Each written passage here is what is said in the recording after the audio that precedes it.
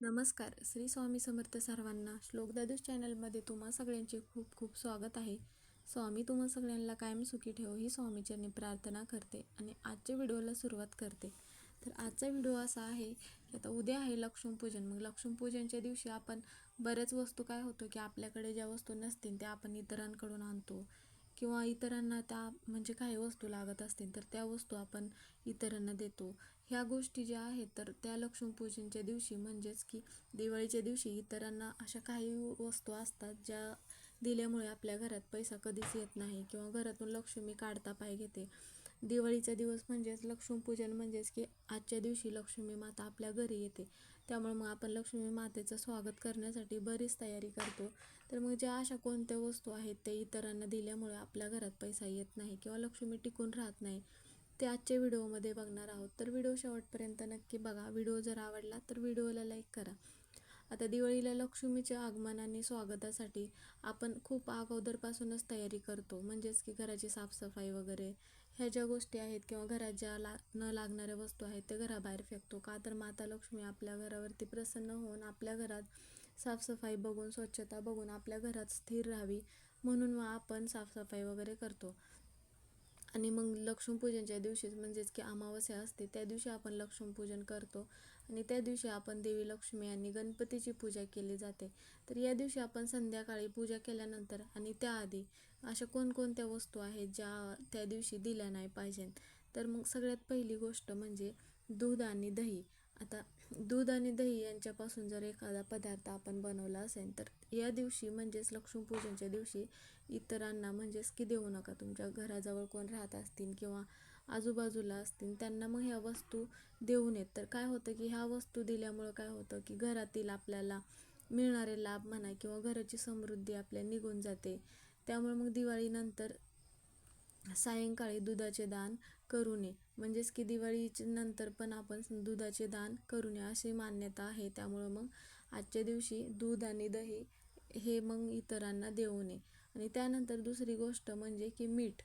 आता दिवाळीमध्ये काय होतं की कोणालाही मीठ आपण दान करतो. इतर वेळी केलं तरी हरकत नाही, पण मग दिवाळीमध्ये मीठ दान करू नये. आता काय होतं की ज्योतिषशास्त्रानुसार मिठाचा संबंध शुक्र आणि चंद्र या ग्रहाशी आहे. त्यामुळे मग दिवाळीच्या दिवशी मीठ कोणालाही देऊ नये.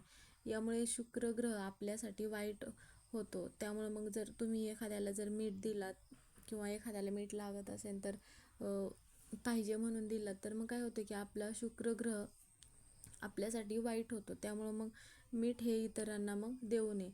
मग त्यानंतर ही झाली दुसरी गोष्ट. तर आता तिसरी गोष्ट काय आहे की हळद. आता हळदीचा उपयोग आपण शुभ कार्यात करतो. तर मग हळदीचा पण संबंध आपल्या गुरुग्रहाशी लावला गेला आहे. तर त्यामुळं काय होतं हळदीचे दान केल्याने या दिवशी गुरुग्रह आपल्यासाठी चांगला नसतो. आपण इतर वेळेस म्हणजेच की इतर कोणते कार्यक्रम वगैरे असतील कोणता दिवस असेल त्या दिवशी आपण हळद दान करू शकतो. पण लक्ष्मीपूजनच्या दिवशीच म्हणजेच की दिवाळीच्या दिवशी आपण हळद जर दान केली तर काय होतं की आपला मग गुरुग्रहाशी संबंध लावला आहे. त्यामुळे मग आपला गुरुग्रह आपल्यासाठी चांगला नसतो. मग गुरु हा आपल्या जीवनातील धनाचा घटक मानला जातो. म्हणून या दिवशी हळददान केल्याने त्या किंवा इतरांना हळद आपण जर दिली तर त्याचा विपरीत परिणाम मग आपल्यावर होतो असे म्हटले जाते. त्यामुळे मग आजच्या दिवशी तुम्ही हळद आपल्या गुरुग्रहाशी बळकट राहण्यासाठी म्हणजे आपला गुरुग्रह बळकट होण्यासाठी आपण हळदीचे बरेच उपाय वगैरे करतो. त्यामुळे मग आजच्या दिवशी चुकूनही हळद मग कोणाला देऊ नका किंवा हळद वगैरे दान करू नका. तर आता शेवटची गोष्ट म्हणजेच की साखर.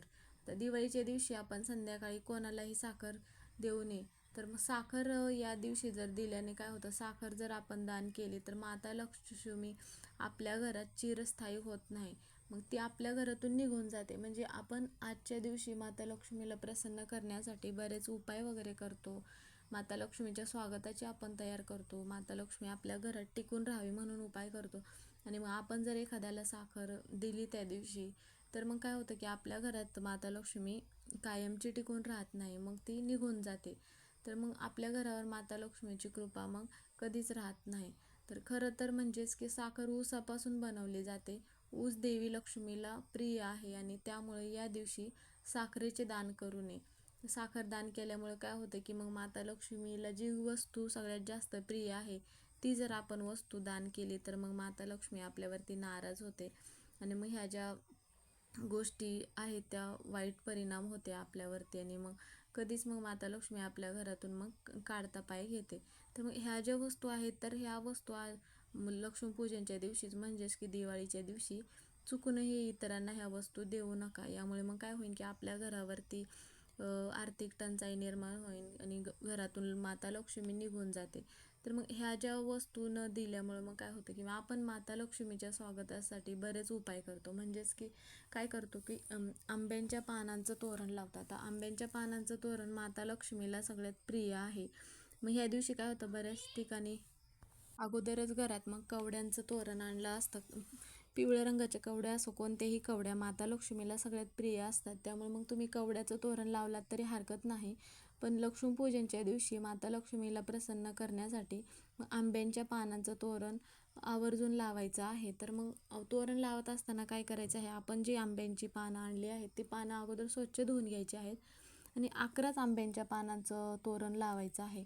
आता जे तुम्ही आंब्याचं पान घेतलं आहात तर ते त्या प्रत्येक पानावरती कुंकवाने तुम्हाला स्वास्तिक काढायचं आहे. मग त्यात इतर कुठल्या गोष्टीचा वापर न करता फक्त कुंकू वापरून मग प्रत्येक पानांवरती एक एक स्वास्तिक काढायचं आहे आणि मग त्या पानांच्या मधोमध्ये एक एक पांढरं फूल तुम्हाला लावायचं आहे. मग अशा पद्धतीने तुम्ही मग जर आंब्यांच्या पानांचं तोरण लावलात घरात तर माता लक्ष्मी आपल्यावरती प्रसन्न होते आणि मग काय होतं की घराच्या बाहेरची एखाद्याची वाईट नजर, आता सगळ्यांची नजर आपल्या घरावरती म्हणा किंवा कोणाच्या घरावरती चांगलीच असते असं नाही, आपण प्रत्येकाच्या मनातलं सांगू शकत नाही. त्यामुळे मग होता होईल तेवढं आपण मग असे जे उपाय वगैरे म्हणा किंवा आपण आपल्या घराची काळजी वगैरे घेतली किंवा नजरबाधा वगैरे म्हणा किंवा इडापिडा काय असेल तर ती होत नाही. त्यामुळं मग हे आंब्यांच्या पानांचं तोरण लावल्यामुळे ह्या ज्या गोष्टी आहेत बाहेरच्या नकारात्मकता त्या निघून जातात. आणि मग त्यानंतर मग आपल्याला काय करायचं आहे, हळदीचं लेपन तर आपण दिवाळीमध्ये दररोज करणारच आहोत. तर आवर्जून लक्ष्मीपूजनच्या दिवशी करायचं आहे. हळदीचं लेपन केल्यानंतर मग दोन्ही बाजूला म्हणजेच की शुभ लाभ लिहायचा आहे आपल्याला आणि माता लक्ष्मीची पावलं काढायची आहेत. तर शुभ लाभ लिहित असताना कुंकवानेच लिहायचं आहे. म्हणजेच की थोडंसं गंगाजल घ्यायचं आहे आणि मध्ये मिक्स करून कुंकवाने शुभ लाभ काढायचा आहे आणि त्यानंतर मधोमध एक स्वास्तिक काढायचं आहे, ते पण कुंकवाने काढायचं आहे आणि मग एक आपल्याला मग उजव्या बाजूला म्हणा माता लक्ष्मीचे जे पावलं काढले आहेत त्या एका पावलामध्ये एका कुंकू आणि एका पावलामध्ये हळद भरायची आहे. तर ह्या ज्या गोष्टी आहेत तर ह्या गोष्टी आपण आजच्या दिवशी काळजी घेऊन म्हणा ह्या सगळ्या गोष्टींचे उपाय वगैरे केले तर माता लक्ष्मी आपल्या घरात नेहमी टिकून राहते आणि कधीच आपल्याला पैशाची अडचण निर्माण होत नाही. तर मग हे जे उपाय आहेत तर आजच्या दिवशी हे उपाय करा आणि ह्या वस्तू इतर कोणाला देऊ नका. तर आजचा व्हिडिओ इथेच संपला. व्हिडिओ आवडला असेल तर व्हिडिओला लाईक करा. चॅनलवर जर नवीन असाल तर चॅनलला सबस्क्राईब करा. कमेंटमध्ये श्री स्वामी समर्थ लिहायला विसरू नका.